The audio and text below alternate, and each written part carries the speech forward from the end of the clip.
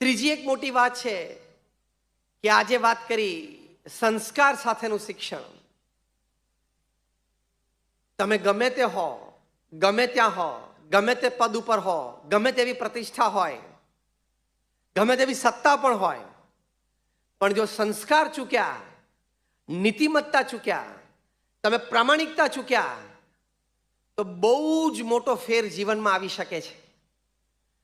તમારી દિશા પણ ચૂકાઈ જશે, ધ્યેય પણ હાથમાં નહીં આવે અને જીવન પણ બરબાદ થશે. માટે સદગુણે યુક્ત તો હંમેશા રહેવું.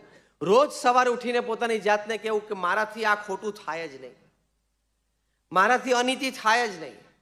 એ મારી ખાનદાની જ નથી, એ મારા સંસ્કાર જ નથી. એટલું તો રોજ પોતાની જાતને મનને દ્રઢ કરાવી દેવું. કારણ કે